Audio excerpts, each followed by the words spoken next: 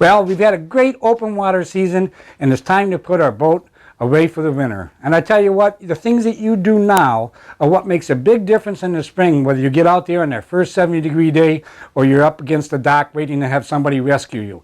These things that we're going to talk about today, and I'm going to take you through the steps that I do every year when I put my boat away for the winter. Now, if you're not real mechanically inclined and you're not comfortable doing this, then I would suggest, of course, to go to your marina and have it done by a professional. But if you're pretty comfortable, I can show you what I do, and I feel comfortable, and my boat starts every year. Very, very important. There's no fun on the lake if you're up against the dock waiting to be rescued. So I'm going to take you through the steps on everything that I do to get my boat ready for spring when I put it away in the winter.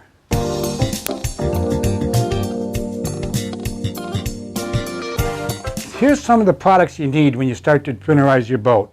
One of the first things you want to do is get your boat absolutely clean. I mean, vacuum in the interior, get all the carpet as clean as you can, air out your live rails, open the box, clean them out, scrub them down if you need to. Make sure your batteries are charged, and we'll take a look at that a little bit later, and I'll show you what I do to keep my batteries charged winter long. And you need a few cleaning products on the outside. It doesn't hurt to wash and wax your boat. Get it really clean so in the winter. So none of that oxidation would take place over the winter if you got it clean. Now, a few of the products you want to need. Here's one of my big tips. I use a spray bottle. When I come back from out fishing, you usually get some sort of stain or oxidation or something from the water along your boat. You get these little spots. And when you get a dark motor like the 7 root I got, boy, they really show up. That hard water really shows up on there.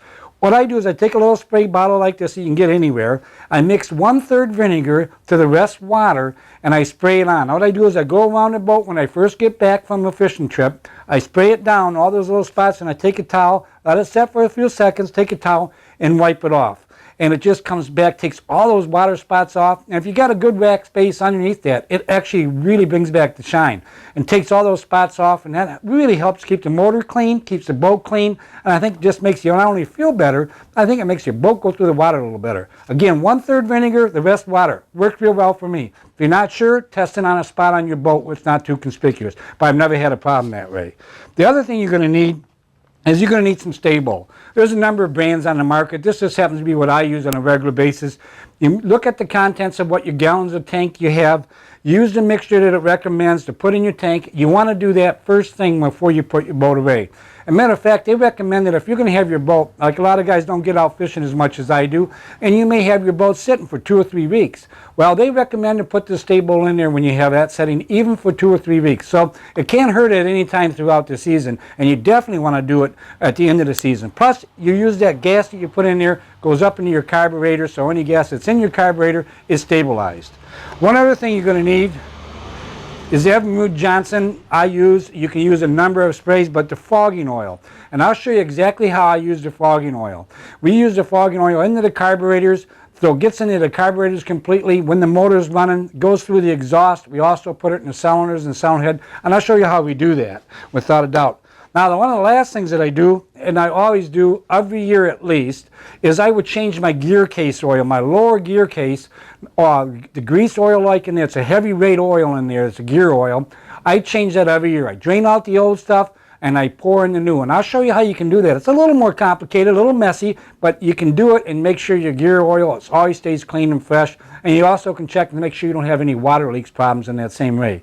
One of the other things that we do, I will often take off my prop itself, and I'll show you how I do that. Take the prop off the motor, make sure that there's no fishing line that tangle in there. Nothing breaks the seal quicker than a fishing line. Okay, let's get started.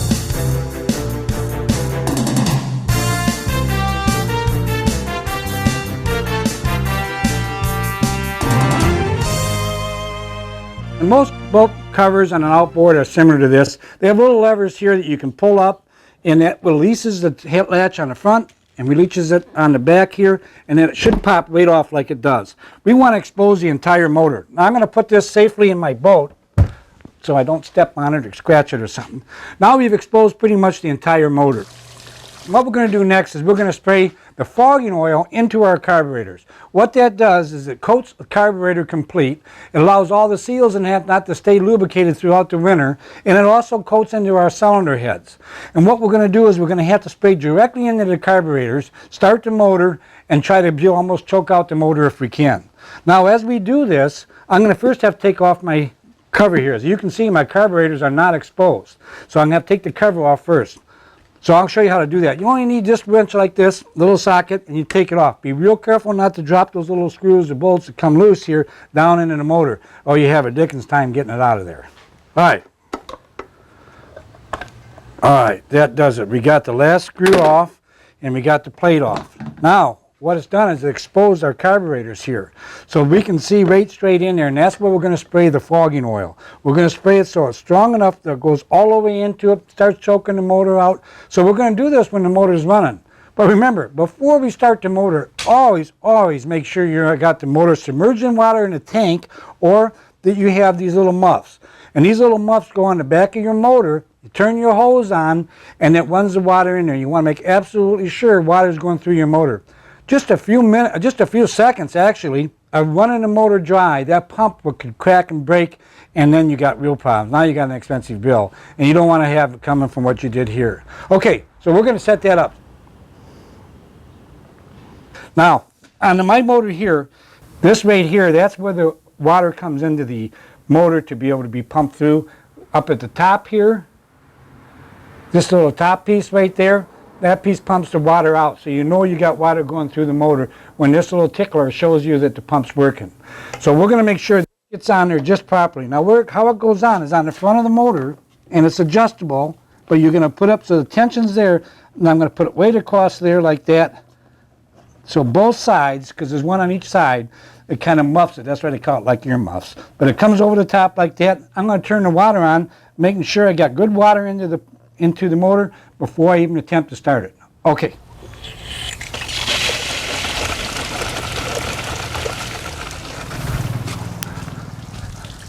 Okay, you can see we got the muffs going here. You want to make sure they're over that spot, that they didn't move around too much, and both sides, and they're up there on the motor. Now you're going to make sure you don't wear your best shoes, because you're going to get them wet. Now we're going to try to start it. Once I start it, it's going to be a little loud in here, so we may have to do a little voiceover on this. Well, I'm on this little chair so I can get up on top of my motor and be able to shoot directly into the carburetors on that fogging oil. Okay, I'm going to start it up, but you watching what I do. I'm going to spray it in there, hopefully start smoking in here, which I apologize for. It may be a little hard to video. Here we go.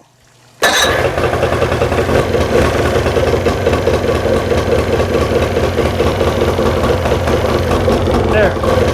Making sure the pump pumps.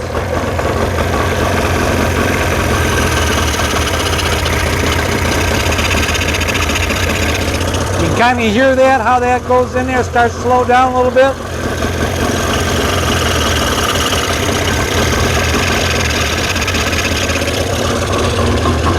With this long stem, I get a chance to sneak it right back in there and make sure I get it in there solid.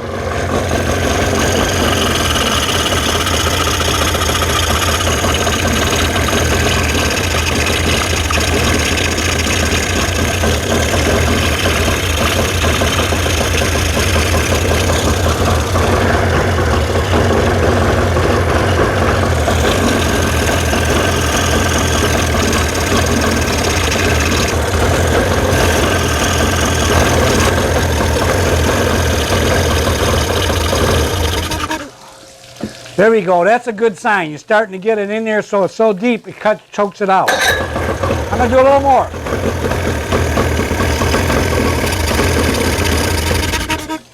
That's great. That's what you want. You want to be able to keep pumping that in there till you can kill the motor or almost kill it. Now you know it's all the way into your engine and the cabin. You can kind of see the smoke around me. This isn't a smoke effect. That's fogging oil. That's where it got its name. Okay, we're going to let the smoke clear here a little bit, and I'll show you our next step.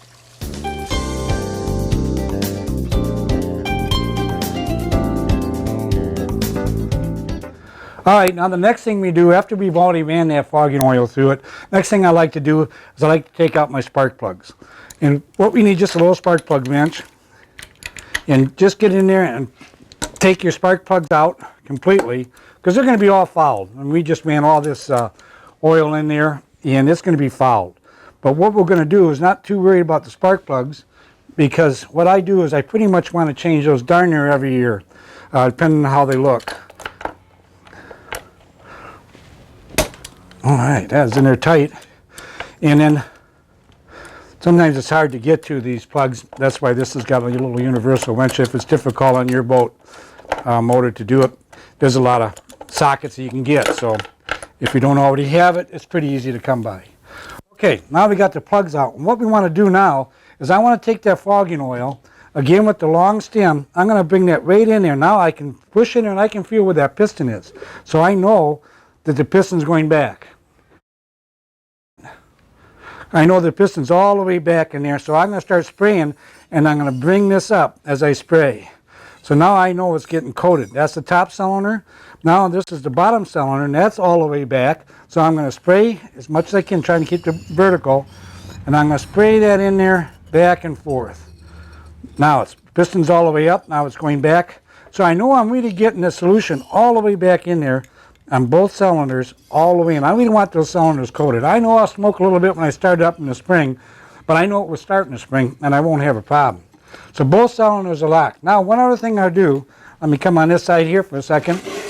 One other thing I do is I put my fingers over this, and now not only did I spray in there, I want to make sure it gets all coated. So I'm just going to touch my starter like this. But I'm holding my fingers over there because otherwise it shoots that all over the motor. So now I know that motor cylinders are totally coated. Makes me feel good.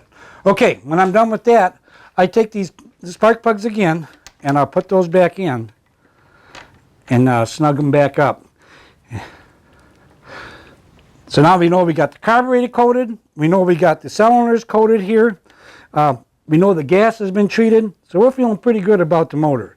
We're feeling pretty good that we did our thing on keeping that motor ready to start next spring. And it's surprising how well it starts, even with all the fogging oil that's in there. When it starts up the first time, it usually gives you a lot of smoke to start out. But you know that it's coated, and you know in a few minutes it's cleared out and it's running good. It doesn't even miss a lot or anything. So, yeah, don't be afraid to use that. But it's kind of nice to start it at home before you take off and go to the lake for the first time in the spring. All the people around you appreciate it without all that smoke going around them. Okay, the motor's pretty well on the top's pretty well complete. One thing else that I do, I take a silicone spray and I spray down all my wiring. That just keeps the moisture out of the wiring. Just spray all along the top of the motor and the side of the motor. All the hoses and that's on there for your fuel hoses. It doesn't hurt to be able to spray those down with a silicone type spray that resists the water and keeps the water away. That works out great, and it just kind of a little extra protection. Okay, the next thing I want to show you is how we're going to change the gear oil. That's a little more involved, but not hard. Maybe just a little dirtier. So we'll be right back with that.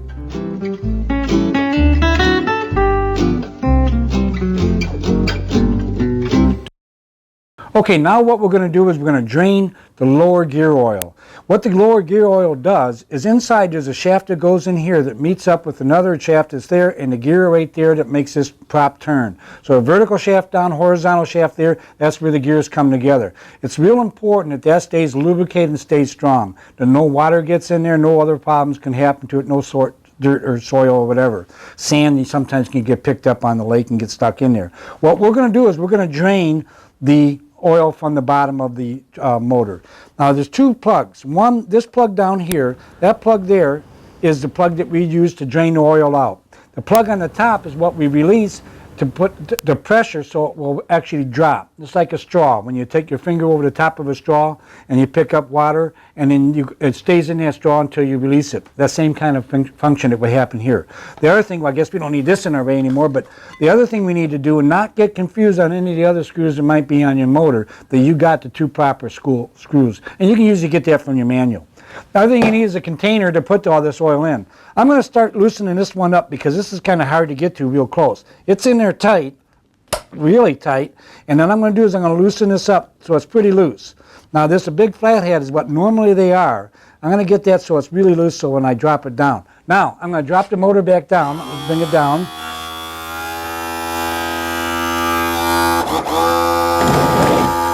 And I'm going to bring my pan that I want to drip this oil into so it's right over the motor. Now I'm going to take this one here. Now I can almost take this completely out. Almost by hand. I don't want to lose it. And I'm going to let this come out really fast now when I loosen this one. Okay.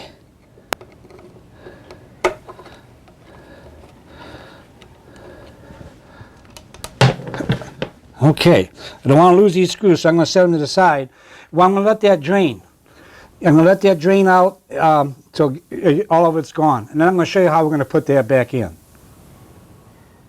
Now, this is a container that has the pump action, so I can pump the grease back into the motor. But where I pump it back into on the lower end is on the bottom, but we took out the drain oil out. That's where this little cap screws onto there. The tube goes in there, and I'd be able to pump it.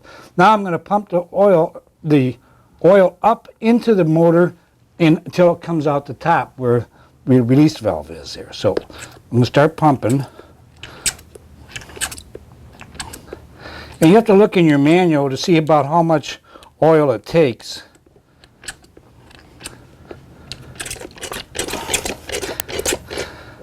There we go. Got just enough oil in there. See, as it starts to pump out, now I know I got the oil full. It's full to the top. Now we know we got it right to the top. So what I'm going to do is I'm going to take the cap that's on the top.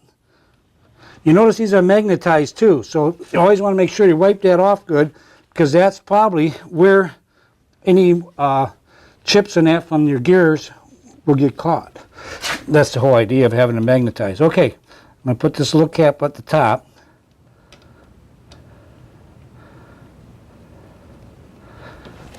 And we're tightening that up.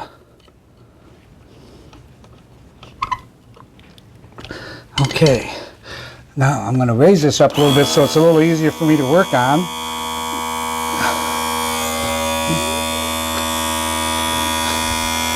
And I'm going to have this one ready, and this is where that magnet is on there to hold any metal chips that gets in there. I'm going to have that ready to go as I unscrew this. Take this off just a little easier to do. You might lose a little bit as you pull this out, but typically not much because of that straw effect again. There we go. There we go.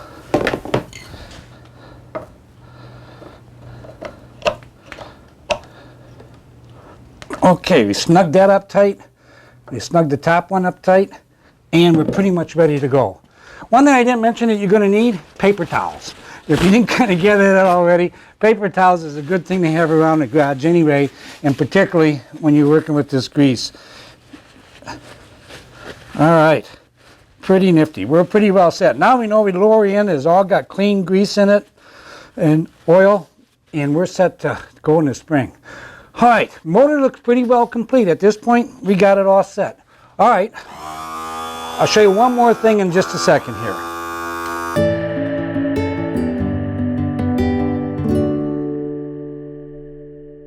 Okay, one of the things I think is real important to do is to take your prop off at least once a season. I try to do it at the end of the year. That way I know I'm starting with a clean situation. Also, I like to have a couple of props on hand. In case you have one and you're out on a trip, I always take one prop with me. Sometimes it's in the car, sometimes it's in the boat. But I always have a prop with me in case I hit something, chips my prop. I won't ruin a bad day. I can come back, pull the boat up, and put a new prop on, and I'm out there still fishing. So I always recommend you have another prop. Sometimes it's better to have a prop that you can, a little bit different size and pitch and so forth, to develop a little more speed if you're pulling a big load of people, or a prop that has a little bit slower so you can troll a little slower and so forth. That's up to you. But let me show you, when you take the cotter key, this is important. This little cotter key is really what holds that boat from spinning. So you want to replace those each time. You take this bolt off. There's a big bolt, and your prop may be a little bit different. Look at your procedure in your manual. But you want to take the prop off. That comes right off, big bolt. And then usually there's a little washer like this is here, and then you can slide that prop right up. And I say usually, because if you don't do what you should do, like I've greased this. This has a spline on there, or a spleen, I guess, and that fits into a spleen on here. And inside that prop, there's a big rubber bushing there. That big rubber bushing goes, and you hit something really solid, that it will spin in there without wrecking your lower end. It might ruin your prop, but but it won't ruin your lower end. That's the hopes of that big rubber bushing. Having this grease on there keeps the moisture out so it doesn't get so tight that you can't get the prop off and change it. And like I say, having another prop, I have 3 props for this boat for different applications, and throughout the season I will pretty much use one or the other. Oh, the other thing I want to tell you is make sure you look at the bottom of this. Make sure there's no fishing line around it. Nothing's been caught up in there, because that's what breaks your seals, without a doubt. So make sure you check the line. Make sure the prop is good. Make sure you got grease on that shaft. When you put it all back together, put a new cotter pin in there, and you're set to go. Check your prop at that time for any big chips out of it too. No chips. Don't want chips, because that will off balance your prop and you won't get the performance out of your boat. Now when you tighten this back up, this all it has to do is so it doesn't move. Just so it doesn't move. So the prop, now it's in neutral obviously, but you want to make sure that prop won't come off, and put that pin back in and through the hole, and you're set to go. Last minute check, always do that once a year at least. Make sure your prop's working in proper order. One of the most important things you got to do when it comes to your boat is keeping your batteries in good shape. I charge my batteries 100% every time when I'm not on the water. And you need a good charger that brings it up slowly all the way to the top and tips them off and keeps them charged all the time you're not in the boat using it on the water. Your depth finder, your trolling motor, all your electronics, including your starter motor, all requires a good battery at all times. Nothing's worse than getting on the water and having a dead battery. So make sure you got them charged. I use a charger that would charge both my batteries. Some of them will have a 5-bank, 3-bank. That's what you want to get depending on your situation, but you want to keep your batteries 100% charged. Not only does it last longer, you'll always have success on the water because your batteries are charged, you're getting to the spots that you couldn't normally get.